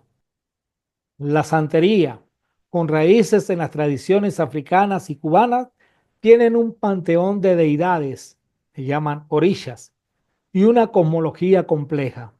Sus rituales, como las iniciaciones y las ofrendas, son fundamentales. Tiene una comunidad de creyentes y sacerdotes, babalaos y santeras que lideran la práctica religiosa. Aunque no tienen un libro sagrado único, las tradiciones orales y los oráculos de Ifa cumplen un papel similar. En la santería, la perspectiva sobre el exorcismo es diferente a la de otras religiones. La santería no cree en la posesión demoníaca en el sentido tradicional, sino en la influencia de espíritus desencarnados tanto de ancestros como de otras entidades. En la santería se habla de posesión espiritual, cuando un espíritu desencarnado, ya sea un ancestro o una entidad, toma posesión del cuerpo de una persona. Esta posesión puede ser temporal y tener un propósito específico, como comunicar un mensaje, ofrecer guía o realizar una curación. La santería no practica el exorcismo como tal, sino que busca establecer una comunicación y un equilibrio con los espíritus. El proceso para abordar la posesión espiritual puede incluir identificación del espíritu. Se utiliza la adivinación a través de los oráculos de Ifa o de otras herramientas para identificar el espíritu que está influyendo en la persona. Comunicación con el espíritu. Se busca establecer una comunicación con el espíritu a través de un medium o a través de la persona poseída, si ésta tiene la capacidad. Ofrendas y rituales. Se realizan ofrendas y rituales para honrar al espíritu y pedir su ayuda o su guía. Limpieza espiritual. Se puede realizar limpieza espirituales con hierba, baño y otro elemento para alejar energías negativas o espíritus no deseados. Y como estas, muchas otras creencias, como el chamanismo y diversas religiones africanas y religiones de diferentes índoles, practican de una u otra forma el exorcismo o como quiera que lo llamen. También desde una perspectiva psicológica. El exorcismo entre el trastorno mental y la ingesta de sustancias. Psiquiatras y psicólogos atribuyen las supuestas posesiones a confusiones de la percepción y a bebidas psicodélicas. La psicología moderna no reconoce la posesión demoníaca como un fenómeno real. En muchos casos, los síntomas atribuidos a la posesión pueden explicarse por trastornos mentales o psicológicos. Sin embargo, algunas personas pueden encontrar consuelo y alivio a través de rituales de exorcismo, incluso si la explicación de su malestar es diferente. De una u otra forma, las posesiones siempre han estado ligadas a diferentes tipos de enfermedad. En los tiempos de Jesús y en la era apostólica, muchas de esas enfermedades eran físicas visibles, como cojos, ciegos, encorvados, etc. Y el echar fuera demonios como señal para confirmar la palabra de Dios cumplía su propósito, pues muchos creían, eran sanados y se convertían al Cristo. Pero siempre han existido enfermedades de tipo psicológico y psiquiátrico, que suelen ser confundidos con algún tipo de posesión. Según Josefo, y lo leíamos al comienzo, Dios también lo capacitó a Salomón para aprender el arte de expulsar a los demonios, ciencia útil y curativa de los hombres. Compuso encantamientos para aliviar las enfermedades y dejó la manera de usar los exorcismos mediante los cuales se alejan los demonios para que no vuelvan jamás. Los mismos practicantes del exorcismo en cualquiera de las creencias católica, protestante, santería, espiritismo, de las que ya hemos nombrado, primero verifican si el caso es realmente una posesión o es un caso de enfermedad. Algunos creyentes consideran que los casos de posesión demoníaca pueden ser explicados por problemas de salud mental y requieren un tratamiento médico y psicológico adecuado. Como pudimos observar, el exorcismo está más vigente que nunca en cada una de las creencias aquí nombradas y con propósitos muy diferentes al propósito que tenía el don o la señal de echar fuera demonios, impartido por el Señor a sus discípulos y con una vigencia de tiempo limitado. ¿Es el exorcismo una práctica permitida por Dios? Por supuesto. Todo lo que se hace bajo esta tierra está permitido por Dios. Él es Rey soberano. Dios permite el mal, aunque no está de acuerdo con él. Dios permite la influencia de Satanás en las personas. Él no apaga los dardos de fuego del maligno, según Efesios 6:16, sino que permite que lo dispare, pero nos da el escudo de la fe. Dios no detiene a Satanás para que no esté alrededor nuestro, según 1 Pedro 5:8, o para que no nos asedie, según Efesios 6:11, pero nos da su armadura. La pregunta sería, ¿es el exorcismo una práctica que viene de Dios, similar al don de echar fuera demonios? Pienso que no. Los propósitos son distintos. El judaísmo no exorciza para confirmar que la palabra apostólica es de Dios. El islamismo tampoco. Las otras religiones tampoco, aunque no le llamen exorcismo. El exorcismo es una práctica espiritual que confunde a los creyentes y en muchas ocasiones por causa del ritual, de los conjuros y de los instrumentos religiosos usados para el mismo, los aleja de la fe verdadera. Por lo tanto, los resultados son diferentes y contrarios. Echar fuera demonios como señal de Dios tenía como resultado la conversión del individuo. El exorcismo trae como resultado confusión espiritual y grandes posibilidades de apartarnos de Dios. ¿Y qué de los siguientes pasajes bíblicos? Mas los fariseos al oírlo decían, este no echa fuera a los demonios, sino por Belcebú, príncipe de los demonios. Sabiendo Jesús los pensamientos de ellos, les dijo, todo reino dividido contra sí mismo es asolado, y toda ciudad o casa dividida contra sí misma no permanecerá. Y si Satanás echa fuera a Satanás contra sí mismo, está dividido. ¿Cómo pues permanecerá su reino? Y si yo echo fuera a los demonios por Belcebú, ¿por quién los echan vuestros hijos? Por tanto, ellos serán vuestros jueces. Pero si yo por el Espíritu de Dios echo fuera a los demonios, ciertamente ha llegado a vosotros el reino de Dios. Mateo 12, 24 al 28. Jesús aquí no está hablando de exorcismo, está hablando de echar fuera demonios. Satanás no puede echar fuera demonios. Eso es un don o señal del Espíritu Santo y no hay comunión entre las tinieblas y la luz. Jesús estaba echando fuera demonios por el Espíritu Santo, no por Belcebú. La acusación era blasfema y ese es el pecado imperdonable. Mateo 12:32. Echaba fuera demonios para confirmar la llegada del reino de Dios. Muchos dicen, el exorcismo no puede ser del diablo por lo que dice Jesús, y si Satanás echa fuera a Satanás contra sí mismo está dividido. ¿Cómo puede permanecer a su reino? Aquí no se habla de exorcismo, sino de echar fuera demonios. Y Satanás no puede echar fuera demonios, pues es una señal de Dios con el propósito de confirmar la palabra de Dios o mostrar que el reino de Dios se había acercado, como en esta oportunidad. Ahora bien, Satanás es el príncipe del engaño, de la mentira. Y así como imita el don de hablar en lenguas o palabras lisonjeras, como escucha uno bien en la iglesia protestante o bien en la santería, como imita el don de la sanidad, ¿acaso no puede a través del exorcismo moderno tratar de imitar el don de echar fuera demonios por medio del exorcismo para conseguir un resultado que le satisfaga? Los espiritistas, los santeros, los chamanes practican el exorcismo, aunque le den otro nombre. ¿Acaso lo hacen en nombre de Dios? ¿Quién echa a quién en estos casos? Los exorcistas modernos, con sus hechos, desvirtúan la fe. El resultado del exorcismo pueden echarte a ti, pero de la fe. De que vuelan, vuelan, decimos por aquí. Y de hecho vuelan, pero no permitan que te hagan volar a ti. Ahora consideremos otro caso. Juan le respondió diciendo, Maestro, hemos visto a uno que en tu nombre echaba fuera demonios, pero él no nos sigue. Y se lo prohibimos porque no nos seguía. Pero Jesús dijo, no se lo prohibáis, porque ninguno hay que haga milagro en mi nombre que luego pueda decir mal de mí, porque el que no es contra nosotros, por nosotros es. Este hombre no exorcizaba, este hombre echaba fuera demonios por la autoridad de Cristo, en el nombre de Jesús, y no utilizaba tal autoridad como conjuro, como los hijos de Seba. Debemos situarnos en el contexto. En aquel tiempo, muy difícil que un judío usara el nombre de Jesús. Por eso Cristo dice, no se lo prohibáis, porque ninguno hay que haga milagro en mi nombre que luego pueda decir mal de mí. Porque el que no es contra nosotros, por nosotros es. ¿Cómo se cae en el radio de acción de Satanás? Tenemos la figura del dragón y el radio de acción. El propósito del diablo siempre ha sido engañar a las personas para apartarlas del camino de Dios. El infierno es un lugar preparado para él y sus ángeles o demonios, según Mateo 25:41, y quiere tenerte de compañía. Nuestra lucha no es contra carne ni sangre, sino contra todas estas huestes de maldad, Efesios 6:12. Pero el diablo hace uso de la misma humanidad para cumplir su propósito. Contrario a lo que no podían hacer en Apocalipsis 9, los demonios hoy en día te matan físicamente, pues saben que si parte de este mundo sin Cristo, han logrado su objetivo.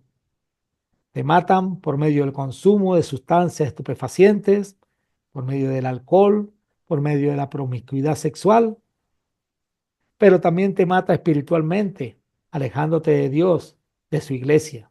Te engaña. Incluso el diablo niega su existencia para negar la existencia de Dios y restarle importancia a la iglesia.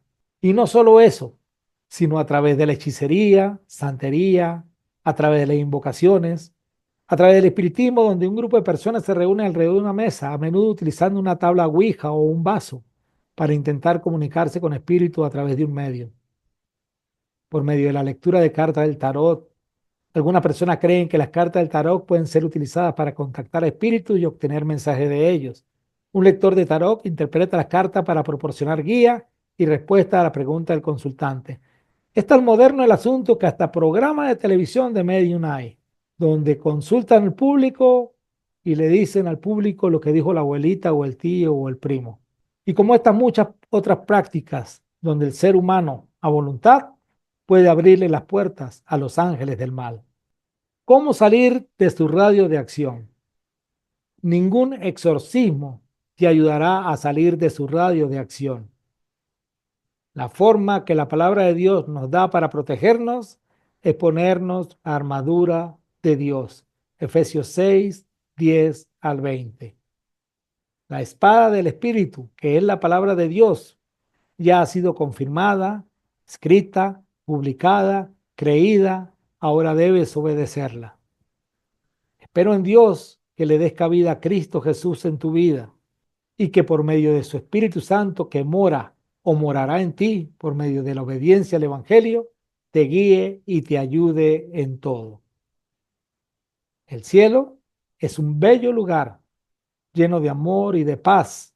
Quiero ver a mi Salvador. El cielo es un bello lugar. Es un canto que hacemos en adoración a nuestro Dios. Sé que la lección ha sido un poco larga, pero era necesaria. Gracias por llegar hasta aquí. Esta fue la iglesia en el siglo I, la parte 14, los ángeles y demonios, en nuestra serie Los Postreros Días. Luego, si Dios lo permite, continuaremos estudiando la predicación del Evangelio en Filipos. Bendiciones para todos.